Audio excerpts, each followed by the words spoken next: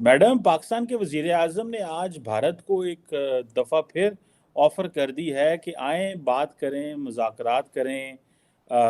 ये ऑफ़र्स वो बहुत ज़्यादा कर चुके हैं जब से वजीर आजम बने हैं भारत को। That the neighbor is serious to talk serious matters on the table because war is no more an option. लेकिन इसी के साथ हिना रब्बानी खर ने ये कहा है कि India is darling of the west. India west का डार्लिंग है और जब रिलेशंस की बात आती है तो पाकिस्तान के साथ रिलेशंस पर उसके कुछ टर्म्स एंड कंडीशंस होते हैं। एटलीस्ट इस साल का सबसे बड़ा जोक है कि आपके चंद घंटे रह गए हैं और आप अमन की बात कर रहे हैं भारत के साथ। आपको भी पता है, मुझे भी पता है कि शहबाज शरीफ साहब की क्या हैसियत है और कितनी पावर है उनके हाथ में। और दूसरा ये कि वो 6 दिन रह गए तो अब वो ये बात कर रहे हैं। थोड़ा सा सच भी शामिल कर लेना चाहिए। अगर तो हमने खुद हाथ बढ़ाया होता ताल्लुकात का और हमने ट्रेड भी स्टार्ट करने की कोशिश की होती, लेकिन हमने तो ऐसा कभी कुछ किया नहीं, तो फिर आप ये बात कैसे कह सकती हैं कि ये जो माइंडसेट है, क्लोज माइंडसेट की आप बात करें, तो ये तो हमारी तरफ से नज़र आता है। पाकिस्तान के अंदर सर्जिकल स्ट्राइक की थी तो उसका रिस्पांस में पाकिस्तान की सरकार ने जवाब दिया और बड़ा मेयर्ड कैलकुलेटेड जवाब दिया और इवन के इंडिया का जो पायलट था वो भी वापस कर दिया। हाँ, उनका पायलट पकड़ लिया और उसके बाद जिस तरह से छोड़ना पड़ा वो भी हम जानते हैं। अगर इतने ही हम सही थे, इतना ही हमने ठीक तरीके से उसको अरेस्ट किया था और वो गलती पे थे, तो इतनी जल्दी क्यों छोड़ दिया? रखते ना 2-4 दिन। यहाँ पे तो ये तक कहा जा रहा था कि टांगे कांप रही थी और पता नहीं क्या कुछ हो रहा था। तो ये तो हमारी हालत है। तो भारत किस तरह आपसे बात करेगा भाई? दूसरा, भारत से बात करना आपकी मजबूरी है, भारत की मजबूरी नहीं है। जवाब क्यों देंगे वो?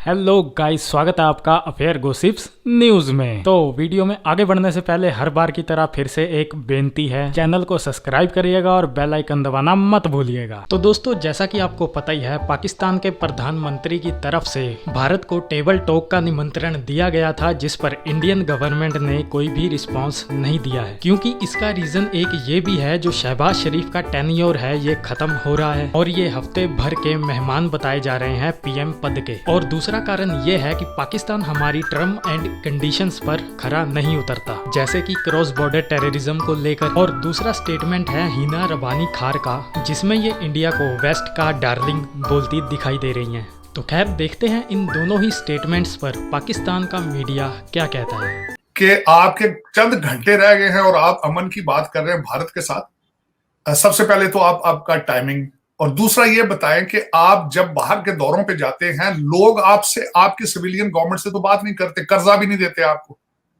वो कहते हैं भाई आर्मी वाले भाईजान आए तो वो साइन वो करेंगे। चाइना भी वो कहता है कि हमारे भारत जो आपके आर्मी वाले भाईजान आए तो वो साइन करें। तो भारत किस तरह आपसे बात करेगा भाई?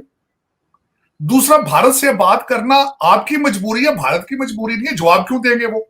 और दूसरा, कौन से आपने कॉन्क्रीट स्टेप्स लिए हैं इत्मीनान को बहाल करने के लिए? देखिए, दोनों तरफ से मसला इस वक्त किस चीज का है? इत्मीनान का है। तो इत्मीनान करने के लिए आप कुछ स्टेप्स लेते हैं, आप कॉन्फिडेंस बिल्डिंग, ट्रस्ट बिल्डिंग का एक प्रोसेस शुरू करते हैं। वो चंद चाइनीज सामने बैठे हैं आपके, तो आप उनको सुनाने के लिए इंग्लिश में तकरीर कर रहे थे, तो आप उसको वेस्टर्न मीडिया को सिर्फ बताना चाह रहे थे कि देखें हम कितने अमन पसंद हैं, देखें हम तो भाई बहुत हार्डली ट्राई कर रहे हैं। लेकिन ये है कि इस पे बेबी स्टेप्स लेने पड़ेंगे। आपने एक बेबी स्टेप, आप एक कदम आगे चलते हैं, 2 कदम पीछे आ जाते हैं, इस तरह तो नहीं काम चलेगा।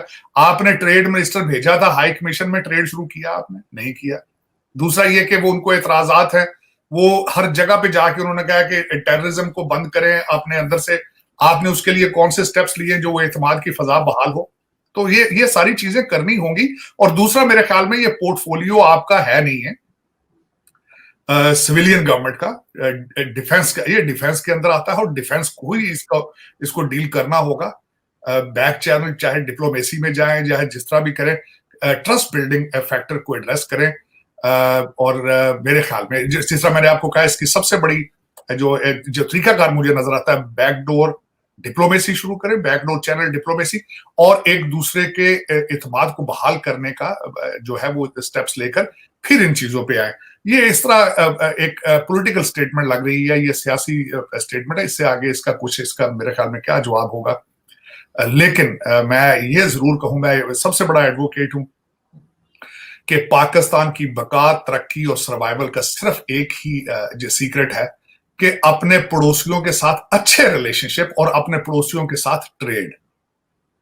इसके बगैर ना बिल्कुल। पाकिस्तान सर्वाइव कर पाएगा, ना पाकिस्तान तरक्की कर सकता है। कहना उनका कि India darling of the west है, तो इसका मतलब ये हुआ कि जब हमें ये पता चल गया कि, मैं तो ये समझती हूँ कि उन्होंने ये स्टेटमेंट गलत दी है।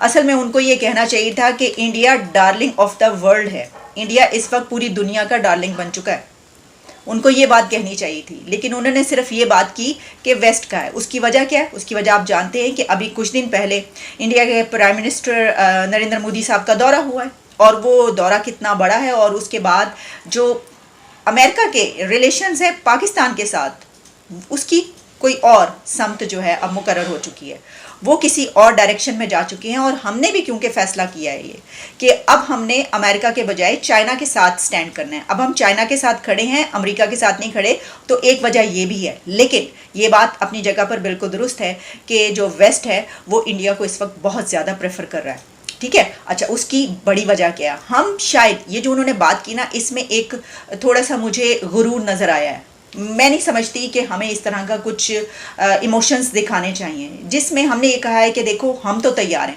इनकी इस हिना रब्बानी साहिबा की इस स्टेटमेंट से ऐसा महसूस होता है कि हम तो तैयार हैं, हमारी तो कोई गलती नहीं, कोई प्रॉब्लम ही नहीं। तो देखिए, जब हमारे साथ ताल्लुकात की बात आती है तो इंडिया ये कहता है कि मेरी ये टर्म्स एंड कंडीशंस हैं, या वो क्लोज माइंडेड है, जबकि बाकी पूरी दुनिया के साथ ताल्लुकात में वो क्लोज माइंडेड नहीं है।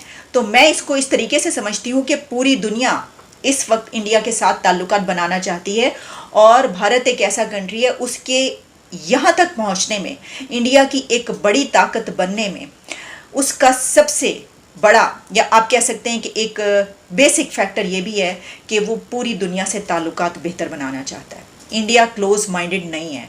ये जो बात की है हिना रब्बानी खर ने, ये हमारे अपने ऊपर उतरती है। मैं तो इसको इस तरीके से देखती हूँ कि कोई भी कंट्री तरक्की कर ही नहीं सकता अगर वो किसी कंट्री के साथ ताल्लुकात बनाने के लिए अपना एक ऐसे माइंडसेट का मुजाहरा करे कि नहीं जी हमने ताल्लुकात नहीं रखने।